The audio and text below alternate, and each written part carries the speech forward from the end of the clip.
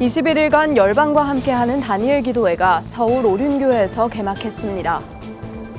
익산시 기독교총연합회와 1인호회가 2024 익산 지저스 페스티벌 행사를 열었습니다.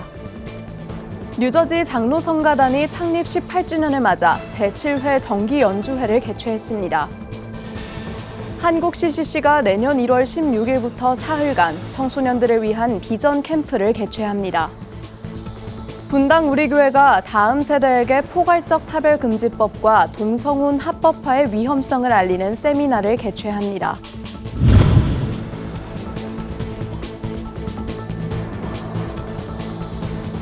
시청자 여러분 안녕하십니까? 굿TV 뉴스입니다.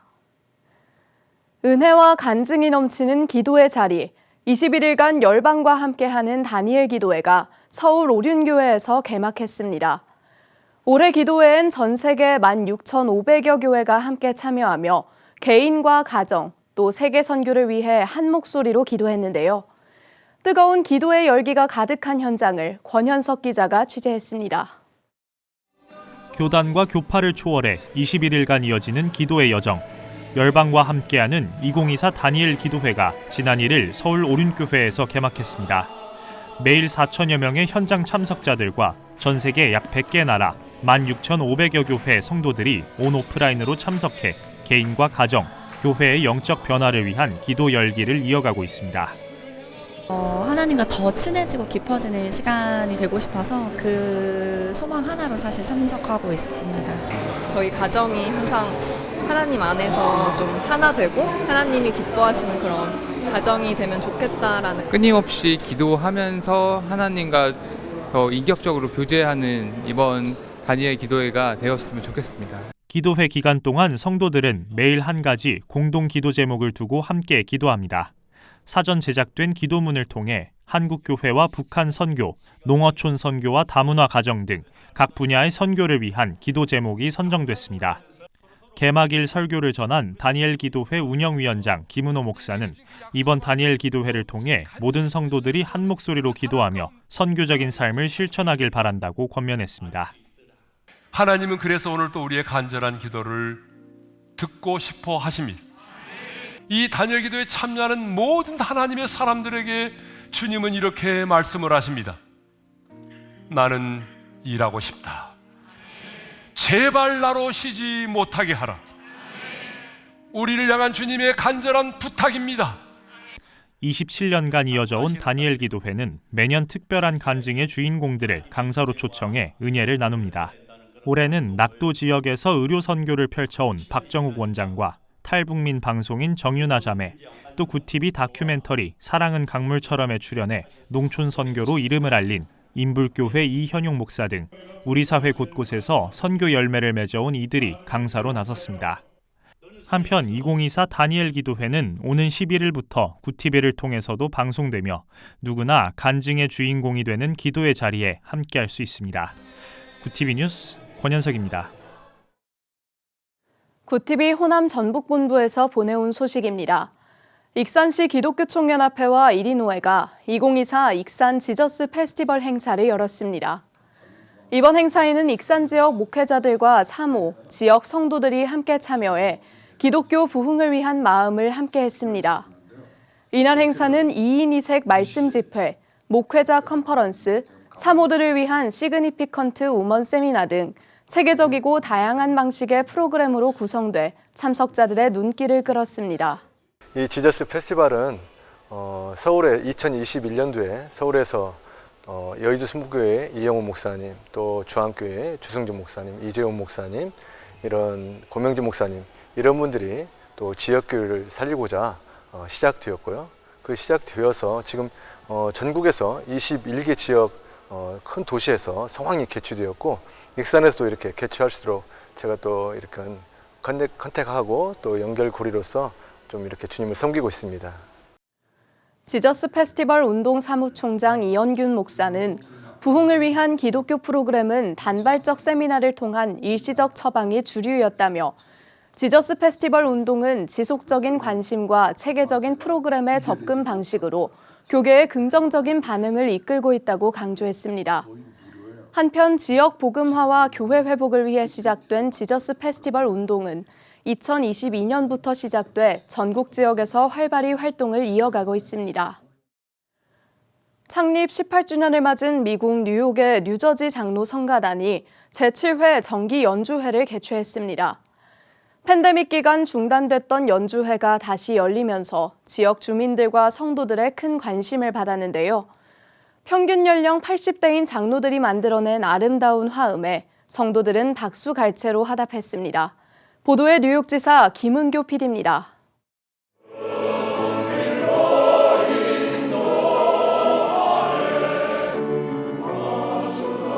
뉴저지 장로성가단이 지난 27일 창립 18주년을 맞아 뉴저지 아콜라 연합 감리교회에서 제7회 정기 연주회를 개최했습니다. 이번 연주회는 팬데믹 이후 처음 열린 만큼 성가 단원들과 교회 관계자들은 물론 지역 주민들의 큰 관심 속에 성황리에 마무리되었습니다.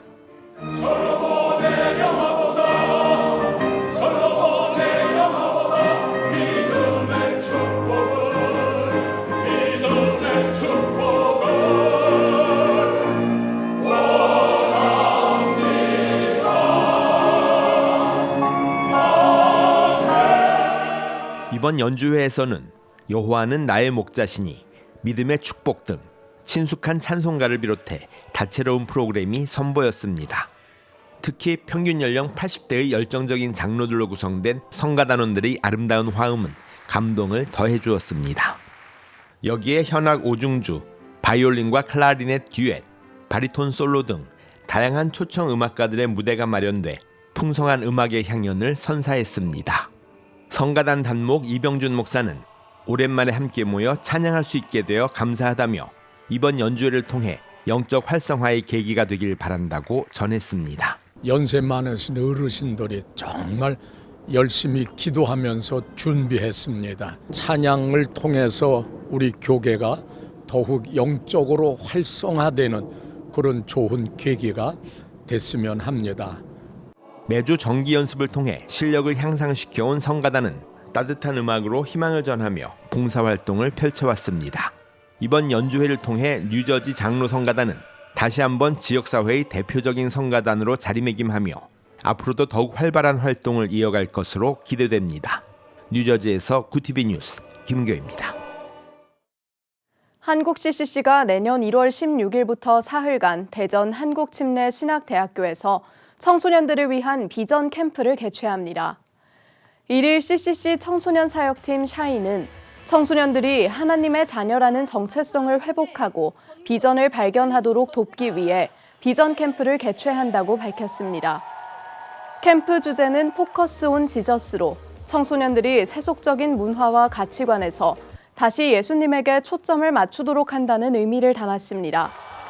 캠프에는 청소년 600명과 교역자, CCC 대학생 리더 등 총 900명이 참여할 예정입니다.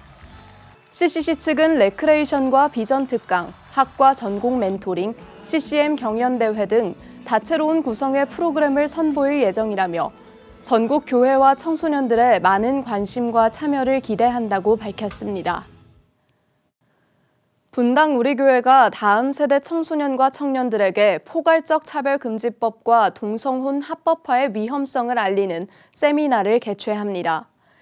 3일 분당 우리교회는 오는 10일부터 사흘간 다음 세대를 위한 특별 세미나, 차별금지법 등 바로 알기를 개최한다고 밝혔습니다.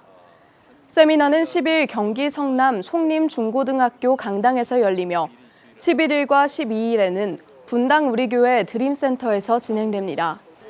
국내에서 동성혼 합법화 반대 운동을 펼쳐온 조영길 변호사와 신원하 전 고려신학대학원장, 길원평 한동대 석좌 교수 등이 강사로 나설 예정입니다. 분당 우리교회 이찬수 목사는 3일 설교에서 동성결혼 합법화 문제의 현실에 대해 여전히 제대로 알지 못하는 이들이 많은 것 같아 세미나를 준비하게 됐다고 설명했습니다. 급속한 고령화로 노인 일자리 부족 문제가 심화하는 가운데 교회가 노인 일자리 해소를 돕는 징검다리 역할을 해야 한다는 의견이 제시됐습니다. 서울 열방교회 본관에서 열린 기독교 윤리실천운동 사회복지포럼에서 이재민 강서대 특임교수는 노인 인구로 들어서는 베이비붐 세대는 다양한 직업 경험으로 자립 욕구가 높은 만큼 전문화된 고용 지원이 필요하다고 밝혔습니다. 이 교수는 충분한 재능과 역량이 있음에도 어르신들이 취업 시장에서 홀대받고 천대받는 경우가 자주 발생한다며 교회 안에 노인 사역 담당자를 두고 일자리 센터에 연결해주는 등 교회의 역할이 필요하다고 설명했습니다. 또 교회는 출석 중인 65세 이상 어르신 명단을 데이터화해서 이들이 건강한 직업 활동을 할 수 있도록 네트워크를 구축해야 한다고 제언했습니다. 이어 진중곤 서울 강서 시니어 클럽 실장은 교회와 지역사회가 협력한다면 노인 일자리의 창출폭이 넓어질 것이라고 설명했습니다. 한편 통계청 자료에 따르면 70대 이상 취업자 증가는 2022년 상반기 14만 6천 명에서 2023년 14만 8천 명, 올해 15만 명으로 늘었습니다. 영국에서 낙태진료소 근처에서 시위가 금지되는 일명 완충지대 법안이 발효됐다고 미국 크리스천 포스트가 보도했습니다. 법안에 따르면 낙태시설 반경 150m 내에서 침묵 기도, 낙태 반대 전단지 배포, 기도회 등 낙태 서비스를 받는 개인에게 영향을 미치거나 방해하는 활동이 금지됩니다. 이 법을 위반하면 사안에 따라 최대 6개월의 징역형과 무제한 벌금형에 처해질 수 있습니다. 태아 생명 보호 운동을 전개하는 프로라이프 단체들은 일제히 성명을 발표하고 해당 법안 통과가 국가적 수치라고 비판했습니다.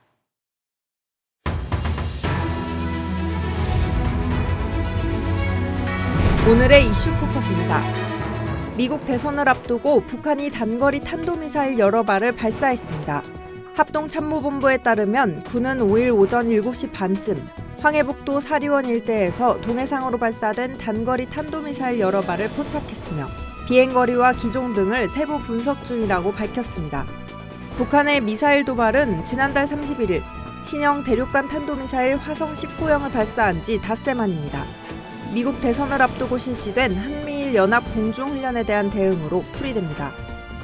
윤석열 대통령이 오는 7일 취임 후 4번째 대국민 담화 겸 기자회견을 실시합니다.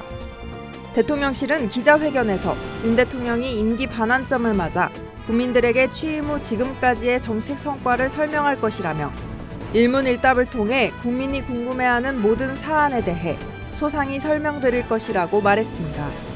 국정운영 지지율이 10%대까지 떨어진 가운데 공천 개입 등 김건희 여사에 대한 여러 의혹과 명태균 씨를 둘러싼 파문에 대해서도 입장을 밝힐 것으로 예상됩니다.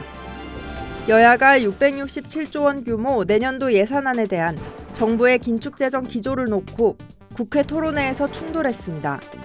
국회 예산결산위원회 여당 간사인 국민의힘 구자근 의원은 예산안이 건전재정 기조를 확실히 지켰다며 비효율적 사업을 과감히 축소하는 지출 효율화를 추진한 덕분일 것이라고 평가했습니다.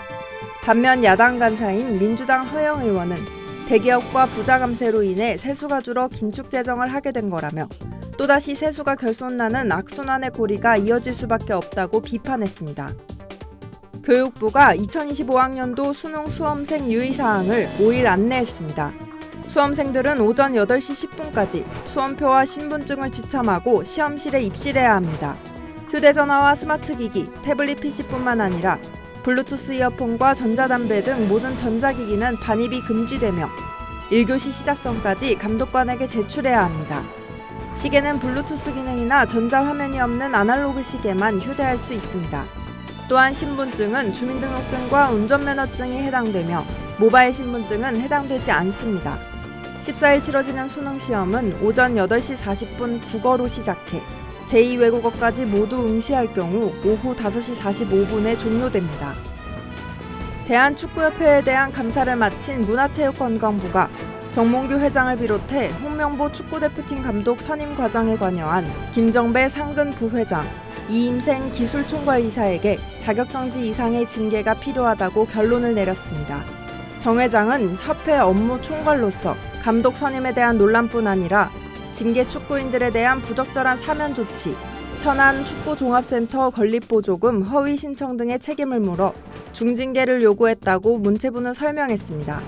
문체부는 홍 감독 선임에 하자가 있다고 재차 강조하며 국가대표 전력강화위원회에서 다시 홍 감독을 추천하는 절차를 거쳐서라도 재선임 작업에 나서는 등 하자를 고칠 방법을 강구하라고 협회에 통보했습니다. 구TV 뉴스 장세인입니다.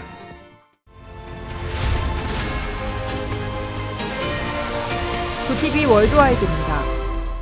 제47대 미국 대통령을 뽑는 결전의 날을 하루 앞두고 민주당 대통령 후보 카멀라 해리스 부통령과 공화당 후보 도널드 트럼프 전 대통령이 최대 승부처인 펜실베이니아주에서 마지막 총력전을 펼쳤습니다. 해리스 부통령은 트럼프 전 대통령을 겨냥해 미국은 공포와 분열의 정치에 지쳤다면서 미국은 우리 동료 미국인을 적이 아닌 이웃으로 보는 새로운 앞길로 나아갈 준비가 됐다고 말했습니다. 트럼프 전 대통령은 우리는 수년간 기다려왔다며 미식 축구에 빗대 공은 우리 손에 있다고 말했습니다. 이날 유세를 끝으로 두 후보는 1억 6천여 명 유권자의 선택을 기다리게 됩니다. 미국 정부가 러시아에 파병된 북한군 만여 명이 격전지 쿠르스크로 이동했다고 밝혔습니다. 매슈 밀러 미 국무부 대변인은 10,000명에 달하는 북한군이 쿠르스크로 간 것으로 평가한다며 그들이 전투에 돌입할 경우 합법적인 군사 목표물이 될 것이라고 말했습니다. 팻 라이더 미 국방부 대변인은 쿠르스크의 북한군이 러시아의 작전 공백을 메우고 있는 것인지 아니면 독자적인 부대로 배치돼 작전을 수행할지에 대해서는 정확히 알 수 없다면서 러시아와 북한이 이 병력을 어떻게 운용할지 지켜보면 더 많은 것을 알 수 있을 것이라고 전했습니다. 콩을 발효해 된장과 간장을 만들어 먹는 우리의 장 문화가 유네스코 인류 무형문화유산에 등재될 것이 확실해 보입니다. 5일 유네스코가 누리집을 통해 공개한 내용에 따르면 유네스코 무형문화유산보호 정부간위원회 산하평가기구는 한국의 장 담그기 문화를 심사해 등재 권고 판정을 내렸습니다. 평가기구 측은 한국의 장 문화에 대해 밥, 김치와 함께 한국 음식 문화의 핵심이라며 각 가족의 역사와 전통을 담고 있다고 평가했습니다.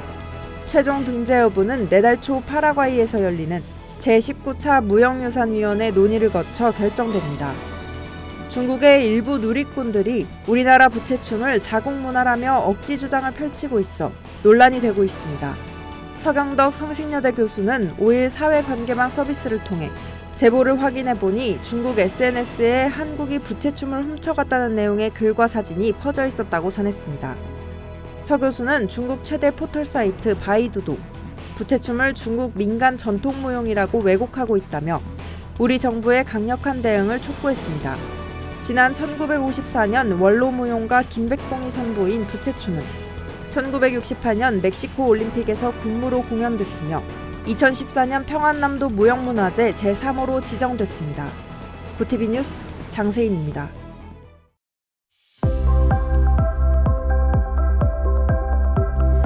하루 만에 날씨가 급격히 추워졌습니다. 내일도 중부지방의 아침 기온은 5도 안팎까지 뚝 떨어지겠는데요. 낮에도 오늘보다 1에서 3도가량 더 낮아서 다소 쌀쌀하게 느껴지겠습니다. 이른 추위는 금요일까지 이어지겠고요. 금요일 낮부터 평년 기온을 회복하면서 점차 누그러지겠습니다. 내륙을 중심으로는 당분간 맑은 날씨가 이어지겠습니다. 이어서 전국 날씨입니다. 내일 한낮 최고 기온은 서울 11도, 강릉 14도가 예상됩니다. 남부지방의 경우 대구와 광주 14도, 부산은 16도를 보이겠습니다. 날씨였습니다. 교단과 교파를 초월해 21일간 이어지는 기도의 여정, 2024 다니엘 기도회가 시작됐습니다. 매일 4천여 명의 현장 참석자들을 포함한 16,500여 교회의 성도들이 주님 앞에 무릎 꿇고 간절히 기도드리는 시간입니다. 개인의 소망은 물론 공동체의 평화와 교회의 부흥을 위한 기도가 이어지는데요. 21일간의 기도의 여정은 구TV와도 함께 하실 수 있습니다. 이상으로 뉴스를 마칩니다. 함께해 주신 여러분 고맙습니다.